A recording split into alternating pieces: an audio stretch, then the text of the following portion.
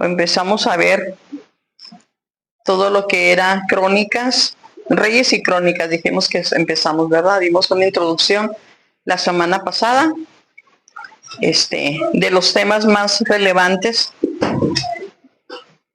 Y hoy vamos a hablar del ascenso de Salomón al trono. Así que vamos a leer Primera de Reyes. Abra su Biblia, por favor, ahí en Primera de Reyes.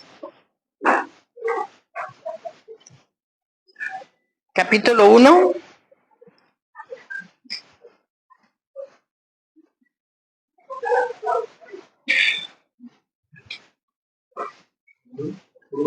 Capítulo 1. Ay, como que me taparon ahí los ojos de los monos, ¿verdad? Ok.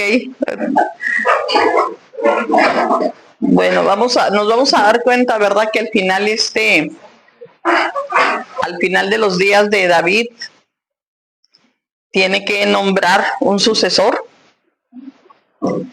Pero tenía un hijo que pensaba que el trono era para él, ¿verdad? Después de que Absalón muere, había otro hijo mayor que Salomón, que creía que a él se merecía, ¿verdad?, el trono. Este hijo se llamaba Adonías. Dice, aproximadamente al fin de sus días, David no había señalado todavía su sucesor. Adonías, el mayor de los hijos que le quedaban, se consideraba el legítimo heredero del trono. Dice, no sabemos si Adonías estaba enterado que Salomón había sido elegido por Dios para ser el sucesor de David. Había sido una persona mimada en su juventud. Y vemos Primera de Reyes 1:5. Bríncate hasta el 5, hijo. Yo aquí lo tengo en la carpeta. Vamos a leer el verso 5 y el 6 del capítulo 1, del verso 1:5. Dice, entonces Adonías, hijo de Agit, se rebeló diciendo, yo reinaré, y se hizo de carros y de gente de a caballo y de 50 hombres que corriesen delante de él. Y su padre nunca le había entristecido en todos los días con decirle, ¿por qué haces así? Además, era de muy hermoso parecer y había nacido después de Absalón. David se asemejaba a Elí en que no disciplinaba a sus hijos. Ahí les va, hermanito, ustedes que tienen hijos. Dice, los dos personajes eran buenos hombres en cuanto a servir a su pueblo, pero faltaron en sus hogares. Malos padres. Todos los que sirven al Señor son buenos padres, ¿verdad? A veces tenemos que cuidar, tener ese equilibrio, ¿verdad? Y vemos aquí que el hijo ya era rebecón, dice que era mimado, ¿verdad? Era un hijo mimado, y dice que él empezó a juntar su ejército, pero dice que David nunca lo entristeció. ¿Verdad? ¿Usted sabe cuándo entristece a su hijo? Cuando le da pao, ¿verdad? Y lloran tristemente, ¿verdad? Dice que no lo hizo, ¿verdad? Entonces él, vemos aquí que era un hijo consentido, y vemos aquí una de las deficiencias de David era la paternidad, ¿verdad? Lo vemos también en otros acontecimientos que causó un problema en sus hijos también. Dice, al igual que Absalón, Adonías era una persona vana y ambiciosa. Imitaba la pompa de su hermano haciéndose acompañar por una escolta de 50 hombres con caballos y carros de guerra. Cuando Adonías consideró que tenía suficiente apoyo, hizo una fiesta con sacrificios para declararse rey. O sea, él solo dijo, yo mero me nombro, ¿verdad? Entonces dice, en Primera de Reyes, en el verso 11, estamos en el capítulo 1, dice, entonces habló Natán a Betsabé, madre de Salomón, diciendo, ¿no has oído que reina Adonías, hijo de Agit, sin saberlo David nuestro señor? Ven pues ahora y toma mi consejo para que conserves tu vida y la de tu hijo Salomón. Ve y entra al rey David y dile, Señor mío, ¿no juraste a tu sierva diciendo, Salomón tu hijo reinará después de mí, y él se sentará en mi trono? ¿Por qué pues reina Adonías? Y estando tú aún hablando con el rey, yo entraré tras ti y reafirmaré tus razones. Bueno, él ya había estado establecido, ¿verdad? Pero el otro ya se había proclamado rey, ¿verdad? Dice, así fue como se enteró David de la rebelión de su hijo Adonías. Despertando David de su letargo, proclamó a Salomón como rey. Cuando el ruido de la coronación resonó por la calle de Cedrón, los conjurados quedaron consternados y huyeron. Adonías se refugió en el tabernáculo acogiéndose al derecho de asilo, y el perdón concedido a Adonías fue condicional y un acto de gran benignidad, puesto que otros reyes orientales daban muerte sin misericordia a sus rivales. O sea, su hermano lo pudo haber mandado matar, ¿verdad? De acuerdo a la costumbre de aquellos tiempos. Entonces, él ya se ha proclamado rey, pero ¿sabe qué? Ya tenía gente alrededor. Así son las rebeliones, ¿sí sabe? La gente cuando se rebela nunca se va sola, lamentablemente, ¿verdad? Siempre habla y se lleva más que uno. Entonces, esto es porque es un espíritu, la rebelión es un espíritu. Entonces dice que así fue como se enteró David, ¿verdad? Porque ya el otro ya estaba, ya dice, yo mero soy el rey, ¿verdad? Yo aquí mando y ya tengo aquí mi grupito.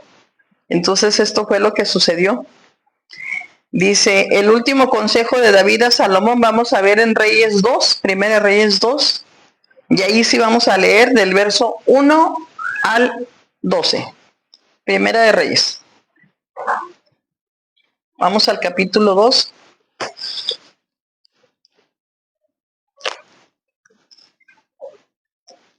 Dice, llegaron los días en que David había de morir y ordenó a Salomón su hijo diciendo, yo sigo el camino de todos en la tierra, esfuérzate y sé hombre. Guarda los preceptos de Jehová tu Dios, andando en sus caminos y observando sus estatutos y mandamientos, sus decretos y sus testimonios, de la manera que está escrito en la ley de Moisés, para que prosperes en todo lo que hagas y en todo aquello que emprendas. Para que confirme Jehová la palabra que me habló diciendo, si tus hijos guardaren mi camino, andando delante de mí con verdad, de todo su corazón y de toda su alma, jamás, dice, faltará a ti varón en el trono de Israel. Ya sabes tú lo que me ha hecho Joab, hijo de Serbia, lo que hizo a dos generales del ejército de Israel, a Abner, hijo de Ner, y a Amasa, hijo de Jeter, a los cuales él mató, derramando en tiempo de paz la sangre de guerra y poniendo sangre de guerra en el talabarte que tiene sobre su lomo y en los zapatos que tenía en sus pies. Tú pues harás conforme a tu sabiduría, no dejarás descender sus canas al Seol en paz. Mas los hijos son consejos que le está dando el papá, ¿eh? Dice, acuérdate que hay una deuda pendiente con fulano sutano, ¿verdad? Bueno. Dice, mas los hijos de Barzilaí, Galadita, harás misericordia, que sean de los convidados a tu mesa, porque ellos vinieron de esta manera a mí cuando iba huyendo de Absalón tu hermano. Bueno, últimos consejos de padre. Dice, también tienes contigo a Simeí, hijo de Gera, hijo de Benjamín, de Baurim, el cual me maldijo con una maldición fuerte el día que yo iba a Mahanaim, mas él mismo descendió a recibirme al Jordán, y yo le juré por Jehová diciendo, yo no te mataré a espada, pero ahora no lo absolverás, pues hombre sabio eres y sabes cómo debes hacer con él, y harás descender sus canas con sangre al Seol. A este sí le van a dar la torre, ¿verdad? Dice, y durmió David con sus padres y fue sepultado en su ciudad. Los días que reinó David sobre Israel fueron 40 años, 7 años reinó en Hebrón y 33 años reinó en Jerusalén. Y se sentó Salomón en el trono de David su padre y su reino fue firme en gran manera. Bueno, vemos, ¿verdad? Aquí que tuvo que adelantar el nombramiento porque el otro hijo ya andaba levantado, ¿verdad? Tuvo que acelerar todo cuando vio que el otro ya se había autonombrado. Y entonces, ¿qué dos cosas hizo? Reunió al pueblo, ¿verdad? Primero, y a los hombres de gobierno para entregarle a su hijo la autoridad real. Eso fue una de las cosas que hizo. Explicó al pueblo lo que sucedía y que era Salomón, el rey elegido, ¿verdad? Entonces, ya era algo oficial. En Primera de Crónicas, le voy a dar una referencia, Primera de Crónicas 28:1. Vamos a leer, anote del 28.1 al 5. Anótele ahí con una referencia. Si quiere buscarla, si no, yo aquí le leo. Reunió David en Jerusalén a todos los principales de Israel, los jefes de las tribus, los jefes de las divisiones que servían al rey, los jefes de millares y de centenas, los administradores de toda la hacienda y posesión del rey y de sus hijos, y los oficiales y los más poderosos y valientes de sus hombres. Y levantándose el rey David, puesto en pie, dijo: oídme, hermanos míos y pueblo mío. Yo tenía el propósito de edificar una casa en la cual reposar el arca del pacto de Jehová, y para el estrado de los pies de nuestro Dios, y había ya preparado todo para edificar. Mas Dios me dijo: tú no edificarás casa a mi nombre, porque eres hombre de guerra y has derramado mucha sangre. Pero Jehová, el Dios de Israel, me eligió de toda la casa de mi padre, para que perpetuamente fuese rey sobre Israel, porque a Judá escogió por caudillo, y de la casa de Judá a la familia de mi padre, y de entre los hijos de mi padre se agradó de mí, para ponerme por rey sobre todo Israel. Y de entre todos mis hijos, porque Jehová me ha dado muchos hijos, eligió a mi hijo Salomón para que se siente en el trono del reino de Jehová sobre Israel. Entonces, ya estaba haciendo una declaración pública aquí, ¿verdad? Dice: luego del hecho de muerte le aconsejó guardar a la ley, y la fidelidad absoluta a Jehová es el camino que conduce al éxito. Dijo: si tú guardas esto y esto, te va a ir bien en todo lo que tú hagas. Dice: y era además la condición imprescindible para perpetuar la dinastía davídica en el trono. También le aconsejó que diera muerto a Joab y a Simeí. David no había castigado a Joab por derramar sangre, ni a Simeí por haberle maldecido.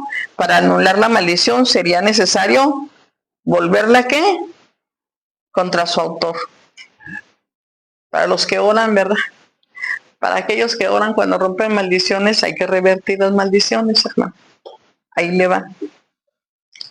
Entonces vemos aquí, ¿verdad?, que Salomón entonces empieza ya el reinado, ¿verdad?, después de la muerte de David. Toma con mano firme las riendas del poder, no vaciló en obrar con energía para eliminar los peligros latentes de sedición. Primero ejecutó a Adonías. En las palabras de la petición de este se observa su resentimiento contra Salomón, y vamos a leer Primera de Reyes 2:15 al 17. Anótele ahí. Él dijo: tú sabes que el reino era mío. Acuérdese que Adonías era ¿quién? ¿Quién era Adonías? Era su hermano, ¿verdad? Y le está diciendo, ¿verdad? Vemos que el hermano estaba enojado, ¿verdad? Con Salomón, con su hermano. Dice: tú sabes que el reino era mío, y que tú, Israel, había puesto en mí su rostro para que yo reinara, mas el reino fue traspasado y vino a ser de mi hermano, porque por Jehová era suyo. Ahora yo te hago una petición, no me la niegues. Y ella le dijo: habla. Entonces él dijo: yo te ruego que hables al rey Salomón, porque él no te la negará, para que me dé a Abisag, sunamita, por mujer. ¿Qué es lo que quería este hombre? Dice: Salomón interpretó como una aspiración al trono, porque poseer una de las mujeres de un rey muerto o destituido conferiría cierto derecho a la sucesión. Adonías fue ajusticiado por traición. Destituyó a Abiatar del puesto de sumo sacerdote por haber apoyado a Adonías. Ahí tenía sus allegados, así que también. Entonces, a la hora de las rebeliones, ¿verdad?, los allegados también van para afuera. Dice: así estableció el dominio de la monarquía sobre el sacerdocio, acto perjudicial para la función sacerdotal. Desde este momento en adelante, los sacerdotes raras veces se oponían a las malas políticas de los reyes. ¿Se acuerdan que antes el sacerdote tenía un puesto muy... todos iban y consultaban, era muy especial? Pero ya aquí, ¿verdad?, las cosas empiezan a cambiar. Dice: por lo tanto, era necesario que Dios levantara profetas para reprender a los reyes en épocas de apostasía. Salomón demostró confiar más en las alianzas matrimoniales que en el brazo de Jehová para obtener protección. Se casó con la princesa de Egipto y pone de relieve cuán grande era el imperio de Israel y cuán débiles eran los faraones en aquella época. Y empieza la cosa a descomponerse. ¿Cuántas mujeres dice la Biblia que tenía Salomón? Como 1000. Un montón, ¿verdad? Échale toda la bola de suegras y suegros, ¿verdad? No sé cuántos hijos tuvo, ¿verdad? No me acuerdo si dice la escritura. Entonces, obviamente era muy joven, ¿verdad? Era muy joven Salomón cuando empezó en el reinado, pero como que ya cuando está la gente en el poder, ¿verdad? De repente sí, el poder marea. A veces con tantita autoridad, ¿verdad? Se nos caen de los ladrillos, ¿verdad? No tienes que estar en un pedestal, a veces se suben en un ladrillo y de un ladrillito se nos caen. Entonces, le pasó mucho a él, ¿verdad? Con tanto poder, con tanta riqueza, con tanto, entonces, pero él hace algo, ¿verdad? Le pide a Dios sabiduría. Y vemos en Primera de Reyes 3, anote del 3 al 28 y del 4, del capítulo 4 del 29 al 34, vemos que Dios que le pide a Dios sabiduría, ¿verdad? Yo creo que hay un momento que dice, pues yo cómo voy a hacerle así, ¿verdad? Dice, animado por el sincero deseo de honrar a Jehová, Salomón le ofreció 1000 holocaustos en Gabaón, lugar donde estaba el viejo tabernáculo. Era una expresión de amor y completa consagración. Su generosidad hacia Dios abrió la puerta a la generosidad de Dios hacia él. Ahí les va, para el diezmo y las ofrendas. La generosidad hacia Dios le abrió la puerta de la generosidad de Dios para él. Ahí está la puerta, hermanos. Tú eres generoso con Dios, Dios es generoso contigo. ¿Verdad? Que se pide y se te dará. Bueno, aquí el verbo es continuo. Es pide y sigue pidiendo, toca y sigue tocando. Así es, ¿verdad? Originalmente el verbo. Nada más que a veces en las traducciones a la lengua española no dice como es originalmente el verbo.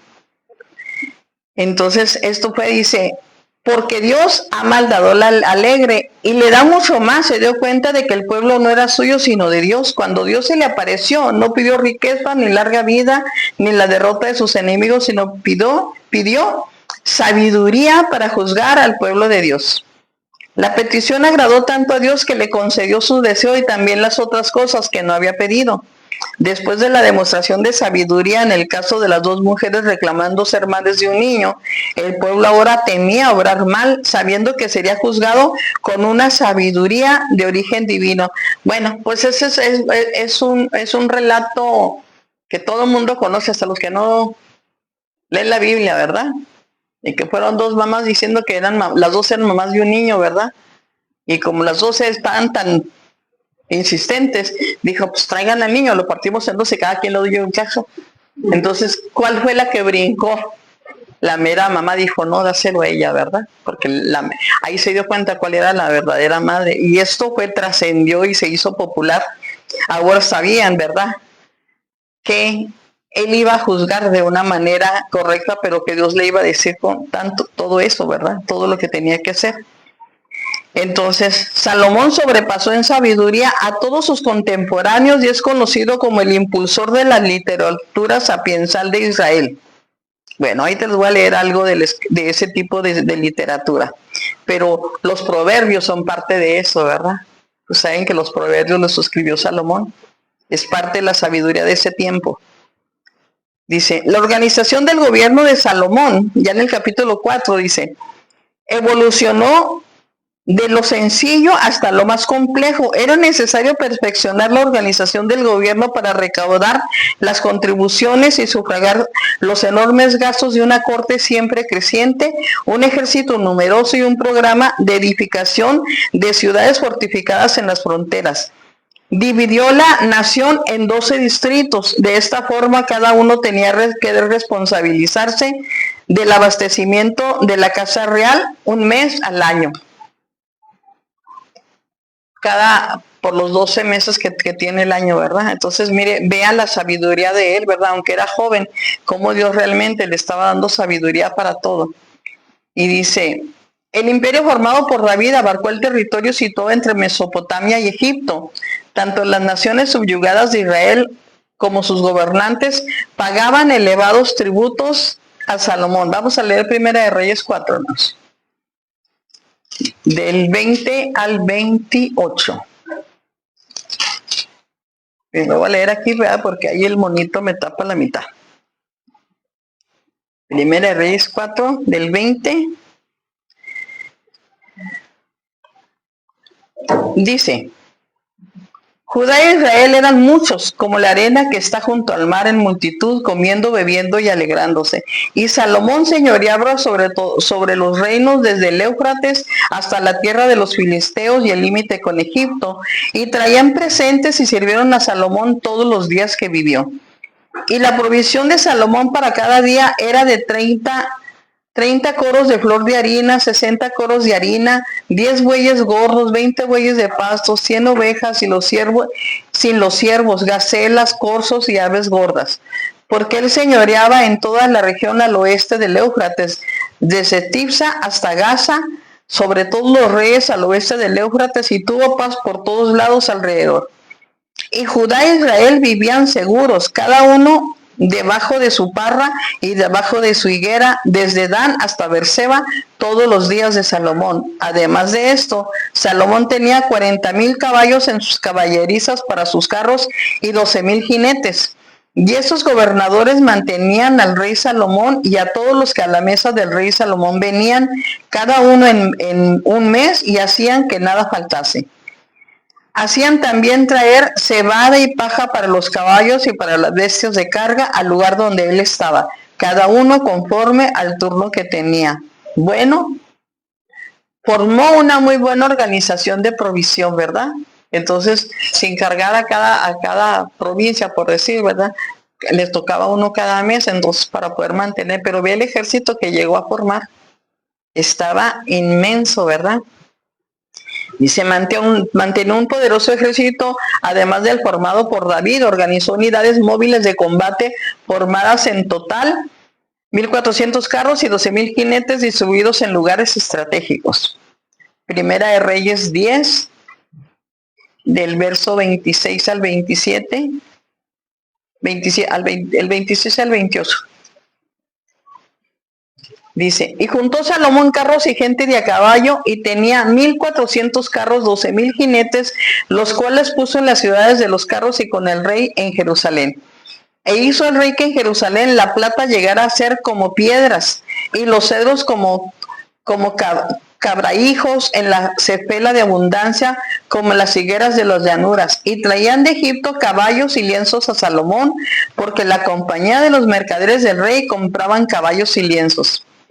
Los arqueólogos han descubierto las ruinas de los establos de Salomón. Todavía existen las hileras de piedras a las que se amarraban los caballos y los pesebres de piedra donde comían. Las caballerizas podían albergar a unos 450 caballos. Imagínense nomás. ¿Por qué mantuvo Salomón fuerzas armadas tan formidables en un reino que vivía en paz? Anoté, porque ahí le va el mensaje espiritual. Creía que era necesario conservar la paz con el respeto que infunden las armas. Salomón reconstruyó y fortificó una cadena de ciudades ubicadas en puntos estratégicos para la defensa de Israel. ¿Quieres tener paz? Vas a tener que mantenerte en guerra. Ese es el mensaje, ¿verdad? Aquí. Ganas algo en oración, lo vas a tener que mantener en oración. No es como que dices esto, ay, gracias a Dios por el milagro y ya, y te sientas en tus laureles. No hay tal cosa, espiritualmente hablando.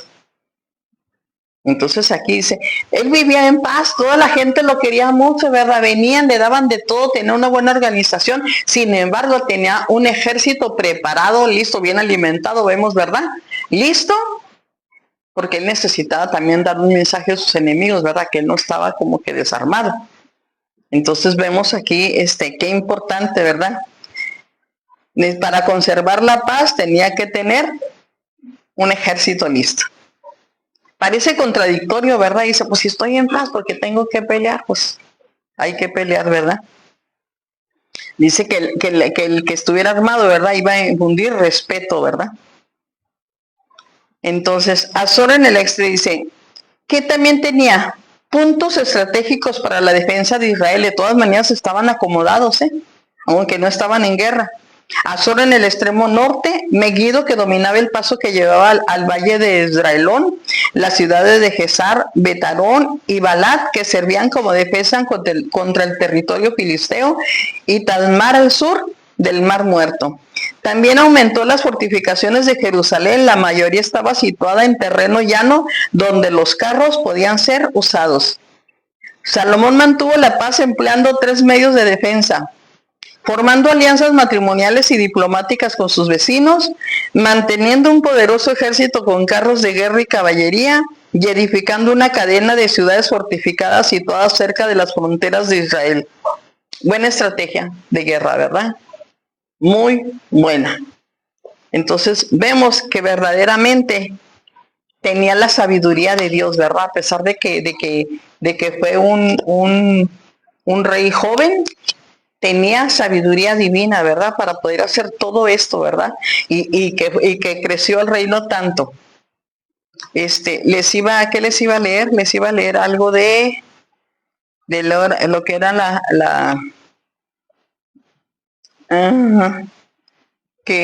que Salomón era conocido por impulsar la literatura, ¿verdad? Sapiensal. Bueno. Dice, el género sapiensal fue introducido, esa es una nota de internet, de biblioteca, Fue introducido en Israel por el rey Salomón, pero se ha demostrado que existía desde tiempo atrás en el Oriente Antiguo, ¿verdad? Cuando Salomón llevó el género a su país, fundó de inmediato escuelas de escribas capaces de utilizarlo y perfeccionarlo. Los escribas posteriores al exilio lograron el objetivo propuesto por el antiguo rey y sus escritos se complementan perfectamente en los libros proféticos en lugar de antagonizarlos. Entonces vemos que dice, para Israel el apogeo de la literatura sapiensal comienza con el periodo persa, a partir de la libertad que les otorga a los cautivos de Babilonia el rey Ciro. Esta difusión de los autores y libros sapiensales continúa hasta el periodo alejandrino al que pertenece el libro de la sabiduría. Bueno, entonces también se metió a la literatura, ¿verdad? Y vemos, ¿verdad? Si nosotros queremos aprender sabiduría de Dios, deberíamos de aprendernos todo Proverbios del 1 al 30. Esa es la sabiduría de Dios. Eso es lo que escribió Salomón, ¿verdad? Y vemos que son puros consejos. Usted empieza a leer Proverbios, usted va a ver un consejo, y no te juntes con los malos porque va a pasar esto, no te juntes con el chismoso porque hacen esto y esto, no te juntes con la mujer ajena, pues Es pura sabiduría para que tú vivas en paz y feliz. ¿Quieres vivir en paz y feliz? Apréndete los Proverbios. Muy bien, los voy a dejar ahí. ¿Está bien?